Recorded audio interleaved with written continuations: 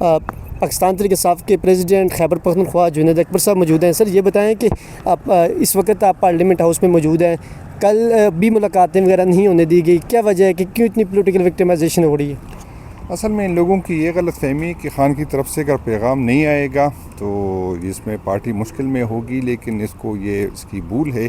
اس طرح کے ہتھ کنڈوں سے نہ ہم جو رکیں گے اور نہ مجھے تو ڈر ہے کہ ایسا نہ ہو کہ اس کا کنڈوں سے جو ہے ورکر مشتعل ہو جائے اور پھر ہماری وہ کنٹرول میں بھی نہ رہے. تو ان کی غلط فہمی ہے کہ ان چیزوں سے پارٹی کو کنٹرول کر لے گا, خان صاحب کو کنٹرول کر لے گا, خان صاحب سے اپنی شرائط منوا لے گا.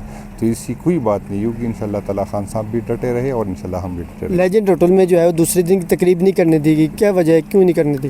اصل میں ان لوگوں کو اندازہ لگا لے کہ اگر یہ کانفرنس سے ڈرتی ہے تو احتجاج پہ تو آپ نے دیکھا کہ گولیاں چلاتی ہے, تو اب پھر اس ملک کو ہم کس طرح جمہوری ملک کر سکتے کہ اگر اس ملک میں کانفرنس کی اجازت نہیں ہے. تو یہ جمہوریت کی بدقسمتی ہے, ہماری سب کی بدقسمتی. سر آپ پر بھی بڑا مشکل ٹائم گزرا ہے, لیکن آپ نے جو ہے وہ کوئی پریس کانفرنس کچھ نہیں کی, لیکن جن لوگوں نے کی ہے, عمران خان صاحب نے اس حوالے سے بھی کہا ہے کہ خود ساختہ وہ ترجمان بنے ہوئے ہیں اور وہ ہماری پارٹی کا حصہ نہیں ہے, جو لوگ اپنے آپ کو پی ٹی آئی کے حوالے سے مشورے وغیرہ دے رہے ہیں. تو اس حوالے سے کیا کہیں؟ بالکل, وہ خان صاحب نے کہا کہ میں جیل سے نکل کے انشاءاللہ تعالی ہر کا کیس الگ الگ دیکھوں گا اور انشاءاللہ تعالی میرٹ پہ فیصلہ ہوگا. جو خان کا فیصلہ ہوگا وہ انشاءاللہ تعالی ہم سب کو قابل قبول ہوگا, اس کے فیصلے کے ساتھ ہم چلیں. شیر افضل کو کیا مشورہ دینا چاہیں؟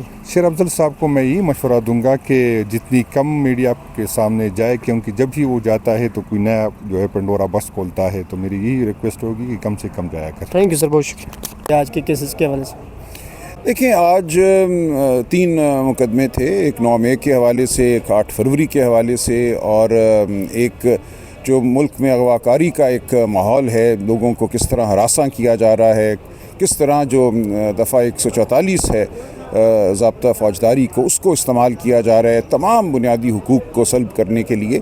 آپ گھر سے باہر قدم رکھیں, آپ کو گرفتار کر لیا جاتا ہے. آپ کسی ہوٹل کے کمرے میں بات کرنا چاہیں تو آپ کی گفتگو کو غیر قانونی قرار دے دیا جاتا ہے, جرم بن جاتی ہے. تو یہ تمام معاملات عدالت کے سامنے آج ہم نے رکھے. حامد خان صاحب بھی تھے اپنے مقدمات میں, ایک مقدمے میں میں تھا, اور ہم نے یہ گزارش کی کہ ایک جوڈیشل کمیشن قائم کیا جائے جو ان تمام معاملات کو دیکھے کہ ملک میں جو بنیادی حقوق کے حوالے سے اس وقت سما ہے, جس طرح سے حکومتی ادارے اور قانون استعمال ہو رہے ہیں تمام بنیادی حقوق کی پامالی کے لیے, وہ الیکشن ہو, وہ شخصی آزادی ہو, وہ عزت نفس ہو, وہ چادر چار دیواری ہو, ہر چیز کو پامال کیا جا رہا ہے. وہاں اہلکار جو ہیں وہ اعلی کار بنے ہوئے ہیں اس فسطائیت کے. تو اس حوالے سے عدالت جائزہ لے, جس طرح بھارت میں یہ ہوا کہ جب گجرات میں آپ کو یاد ہوگا مسلم کش فسادات ہوئے تو وہاں کے سپریم کورٹ نے ایک حکم صادر کیا کہ یہ معاملہ اب حکومت اور جو دیگر ادارے ہیں قانون نافذ کرنے والے یا اسمبلی, ان تک نہیں چھوڑا جا سکتا. جو بنیادی حقوق کا معاملہ ہے اس کو اب عدالت کو نافذ کرنا پڑے گا, اور انہوں نے کیا. انہوں نے مقدمات گجرات سے ہٹا دیے, ان کو دہلی لے آئے. انہوں نے ایک کنٹینیوئنگ سپرویژن کا ایک میکنزم بنایا, ایک طریقہ کار بنایا کہ تمام جو اہلکار ہیں ان کی حرکات و سکنات, ان کے اعمال کو دیکھا جا سکے.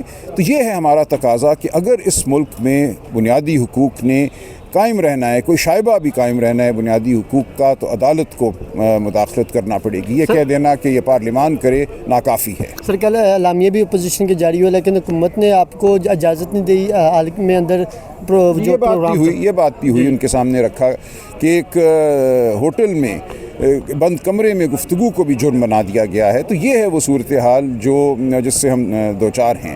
تو کیا عدالت خاموش تماشائی بنی رہے گی؟ یہ ہے میرا سوال. چیف جسٹس صاحب سے بھی آپ کے وفد کی ملاقات ہوئی تھی پی ٹی آئی کی, تو یہ بتائیں کہ کل بھی پی ٹی آئی لیڈرشپ کی اڈیالہ میں ملاقات وغیرہ نہیں کروائے گی؟ جی, یہ تمام معاملات عدالت نے یہی کہا ہے کہ مزید شواہد کے ساتھ ہم دوبارہ عدالت میں آئیں. عدالت میں ہم ہیں, ہماری انہی پٹیشنز کے ساتھ انہوں نے کہا ہے کہ آپ مزید دستاویزی جو معاملات ہیں, جو ثبوت ہیں, وہ دائر کیجئے, داخل کیجئے. وہ ہم کریں گے اور انشاءاللہ چند ہفتوں میں یہ معاملہ پھر لگے گا. سر عید کے بعد سڑکوں پر آ رہے ہیں, اور کیا دیکھیں گے جی, اس کا فیصلہ ہوگا. ابھی ایسا جو بھی لائے عمل ہے. نہ میں 4 تاریخ کو تھا, نہ میں 7 تاریخ کو تھا.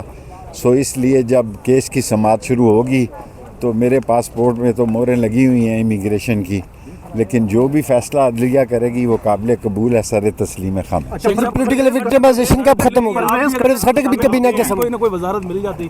سر جی میں ویسے ہی بڑا خوش ہوں. نہیں آفر ہو رہی ہے, اپوزیشن بھی آپ کو نہیں بلا رہی ہے, گورنمنٹ کی طرف سے کوئی آفر بھی نہیں میں خود نہیں کہیں کیا جا وجہ رہا, ہے؟ میں خود نہیں کہیں جا رہا. مطلب شیخ صاحب آپ پر نون لیگ اکثر یہ بھی تنقید کرتی ہے کہ شیخ رشید ابھی دیکھیں ویسے ہی باہر مطلب راول پنڈی میں ہم دیکھتے ہیں گھومتے پھر رہے ہیں, لیکن نواز شریف پر وہ تنقید کرتے تھے, اور آج نواز شریف کا مرتبہ اسی جگہ قائم ہے, اس کا بھائی وزیر اعظم ہے. سر میں اپنی بات کروں گا, کسی کی بات نہیں کروں گا. میں جو کچھ بھی کر رہا ہوں اپنی سیاست خود کر رہا ہوں, عوامی مسلم لیگ کی سیاست کر رہا ہوں. ابھی وقت نہیں ہے, جب کبھی وقت آئے گا سیاست کریں گے. مایوس ہوئے ہیں پاکستان طریقے بالکل بالکل, کسی سے